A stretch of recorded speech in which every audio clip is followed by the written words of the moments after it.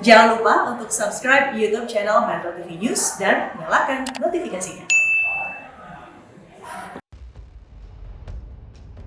Bahwa pemilu akan dilaksanakan 14 Februari 2024. Kampanye ini dipersingkat supaya efisien dan juga tidak menimbulkan problem pembelahan masyarakat yang berlama-lama. Politik identitas sejak 2012 sampai sekarang itu tidak ada tren menurun. Jangan lagi membuat masyarakat terprovokasi oleh isu-isu politik identitas. Kita ajak masyarakat menyambut pemilu dengan gembira sebagai pesta demokrasi rakyat.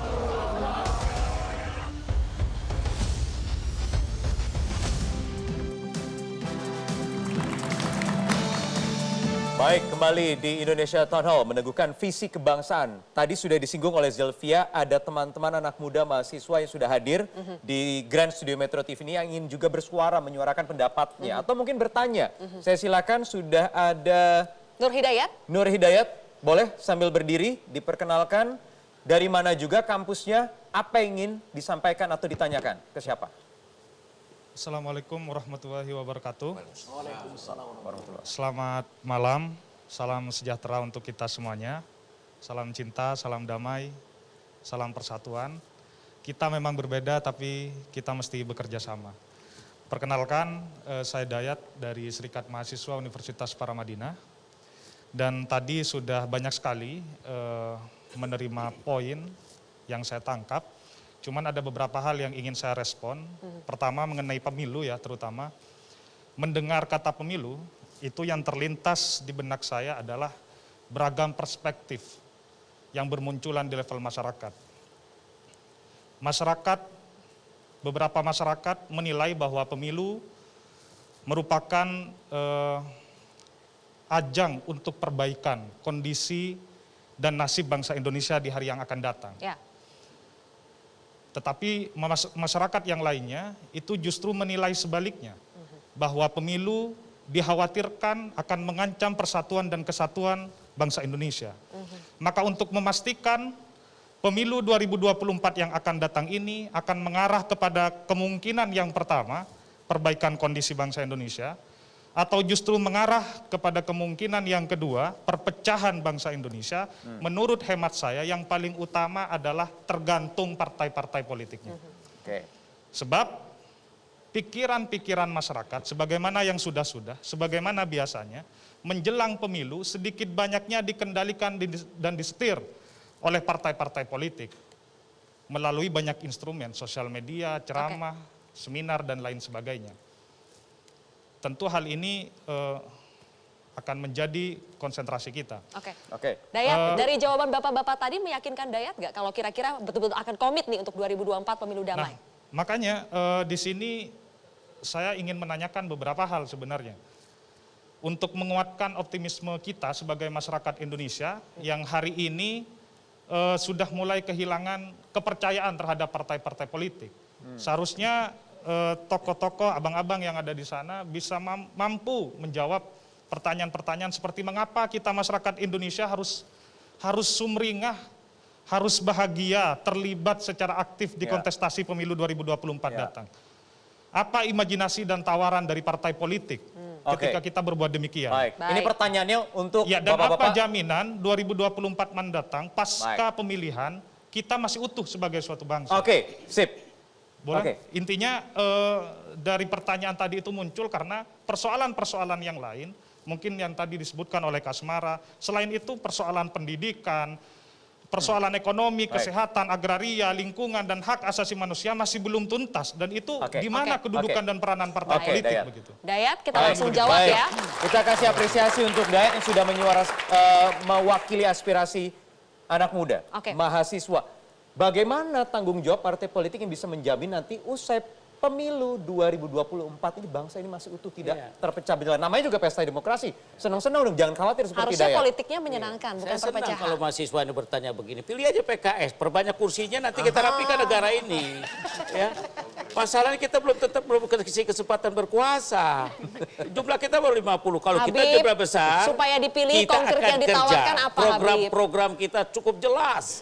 Ya, kemarin kita menawarkan bagaimana untuk masyarakat misalkan bebas untuk membayar STNK di perpajakan untuk pajak yang di bawah keuangan yang di bawah 8 juta. Kita tawarkan. Itu juga kita sampaikan program ke masyarakat gitu. Itu di antara program yang kita sampaikan. Ya, jadi kalau ditanyakan apakah setelah ini kita akan, ya kita buktikan nanti dalam kerja. Karena setiap partai itu punya program-program yang sangat lengkap. Tidak ada satu partai pun yang tidak punya program sebenarnya. Tinggal bagaimana pelaksanaannya. Nah, itu yang terjadi. Bagaimana tadi menjawab tadi? 2024 pasca pemilu itu kita masih tetap utuh. Saya yakin masih utuh. Saya yakin masyarakat Indonesia bukan masyarakat yang ingin berpecah belah. Begitu. Jadi begini. Masyarakat Indonesia itu masyarakat yang sangat pemaaf. Buktinya kalah aja berdamai lagi masuk ke dalam. Jadi begini, Bung Hidayat, tidak perlu ada kekhawatiran. Bang Nurdin? Karena karakter budaya kita mengedepankan kekeluargaan. Ya, Dan jati diri bangsa kita adalah kegotong royongan. Ya. Kita bisa berbeda pada saat menuju sebuah kontestasi, tapi sesudah itu kekeluargaan akan muncul. Nyatanya Bang Nurdin, tetapi dan ini sudah dibuktikan. Data-data tadi Dan ini sudah dibuktikan. yang Ini sudah dibuktikan. Awet sampai 5 tahun kemudian. Sudah dibuktikan oleh Pak Prabowo dengan Pak Jokowi. Itu bukti karakter budaya bangsa kita. Mengedepankan kebersamaan, melahirkan kekeluargaan, jati diri bangsa adalah kegotong royongan. Dan partai, khususnya Partai Golkar, itu telah menawarkan program, yaitu negara kesejahteraan. Golkar bermimpi 2045, insya Allah 100 tahun Indonesia merdeka, lahir Indonesia menjadi negara kesejahteraan. Dengan berbagai macam program. Bang Joni, itu tadi residunya mesiu-mesiu sudah jatuh, kemudian terawat sampai 5 tahun berikutnya, gampang tersulut lagi meledak. Apa yang disampaikan oleh Mas Hidayat tadi, jangan dianggap sepele. Ya. Itu harapan bangsa ini, harapan rakyat itu suaranya rakyat itu. Harus didengar dan ditanggapi secara serius. Bukan dengan retorika, tapi dalam implementasi ya kebijakan-kebijakan politiknya. Nah, ini penting sekali. Seluruh pemimpin partai politik harus memastikan setelah pemilihan umum, ya, pileg dan pilpres, ya, Indonesia tetap utuh. Ya. Kontestasi yang keras harus untuk kualitas kontestasi, tapi di dalam harmoni Indonesia. Nah, itulah perlu komunikasi. Dan pemimpin itu harus dimulai ya dari bebas financial burden. Jangan sampai pemimpin mulai dengan tanggung jawab dan beban keuangan yang besar. Ya. Itu politik uang itu betul-betul harus diatasi secara strategis. Dan inilah pentingnya gagasan politik tanpa mahar yang disampaikan oleh Nasdem. Untuk memastikan pemimpin kita nanti tanpa beban-beban finansial, tanpa ada financial burden untuk dia laksanakan pemerintahannya. Disertai dengan pemimpin yang mampu atau yang memang disiapkan dalam satu kontestasi yang harmoni. Bukan kontestasi yang menambah belahan masyarakat. Ya, itu jangan sampai. Disitulah pentingnya mulai dari pemimpin tadi. Ya, sehingga sekali lagi ya komunikasi di antara para pemimpin penting. Ya, itu untuk membangun keakraban dan persaudaraan kita. Prinsip-prinsip kehidupan yang harmoni itu harus kita utamakan, harus kita kedepankan. Tetapi kontestasi yang berkualitas itu seperti yang apa yang Samara sampaikan adalah perang atau argumen terhadap gagasan yang disampaikan, perang program. Ya, bukan membangun ya simpati berdasarkan pembelahan atau suku, agama, ras, Samara, antar golongan. bisa tidak dengan cara-cara yang disampaikan 3 partai politik ini kita disuguhkan politik yang menyenangkan dengan cara-cara yang mereka sampaikan tadi, bisa tidak?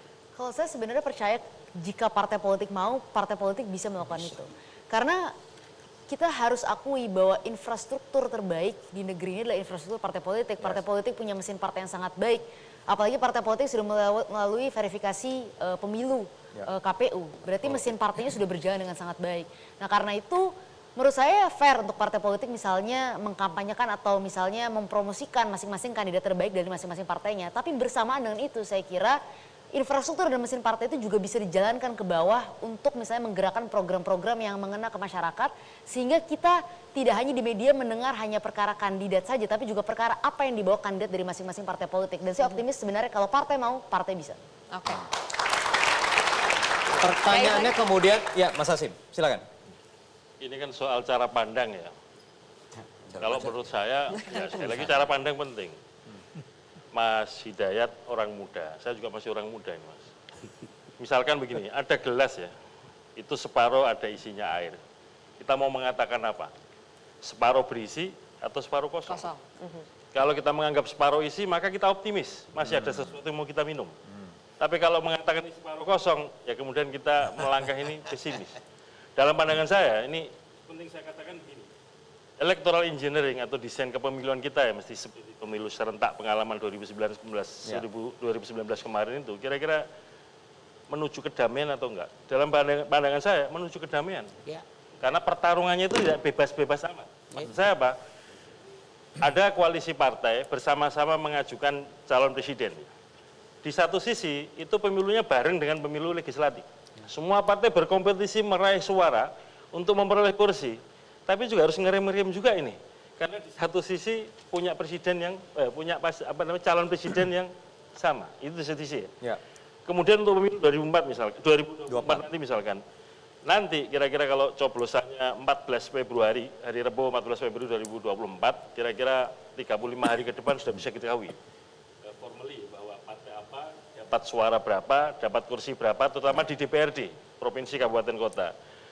Dan kira-kira kalau coblosannya Pilkada 2024 itu menurut Undang-Undang Pilkada November 2024, pencalonan itu sekitar bulan Agustus 2024. Habis tarung habis-habisan nih. Berkoalisi lagi dalam pilkada. Itu artinya apa? Tidak ada kawan dan lawan yang abadi dalam. Artinya desain tahapan pemilu kita sudah membuat seperti itu ya? Iya, ya, karena desain ini kan sistem ya, sistemnya merancang atau dirancang seperti itu. Sekali lagi kembali kepada kesadaran, itikat baik di antara kita. Nah kalau sistem pemilu ini kan urusannya boleh dikatakan ya, mau milih siapa sih? Elit. Nah yang paling pentingnya justru membangun kesadaran bagi kita semua. Membangun kesadaran. Bahwa ya namanya pemilu itu pasti konflik. Tapi bukan dengan cara kekerasan dan segala macam. Nyatanya dari contoh-contohnya, para pemimpin yang paling penting itu memberikan keteladanan. Itu yang paling penting. Kesadaran, tapi kan begini, keteladanan. mungkin elitnya, terutama elit partai politik itu biasa.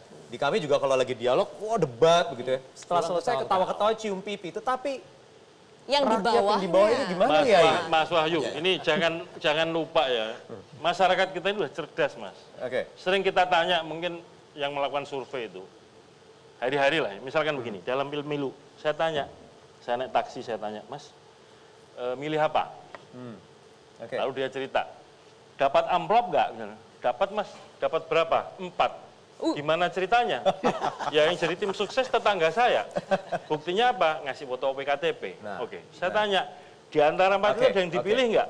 Nggak ada Mas, saya punya pilihan sendiri. Ini kecerdasan masyarakat juga boleh diremehkan.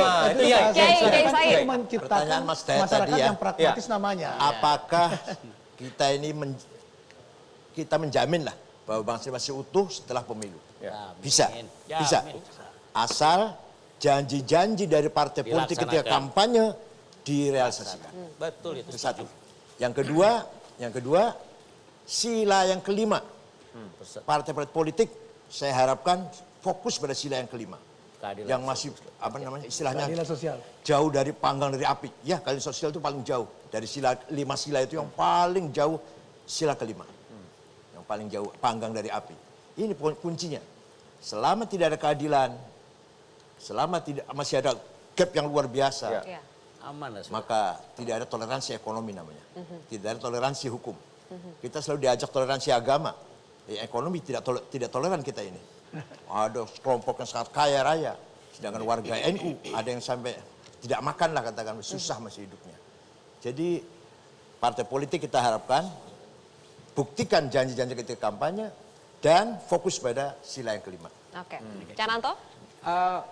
Kita lihat bahwa komitmen partai politik ke depan di dalam membangun narasi ditambah dengan proses penyelenggaraan yang sesuai dengan prosedur, ditambah lagi proses pendidikan politiknya kepada masyarakat berjalan, itu saya kira akan ada jaminan keutuhan. Problemnya kita itu berbicara hanya 2 tahun sebelum pemilu.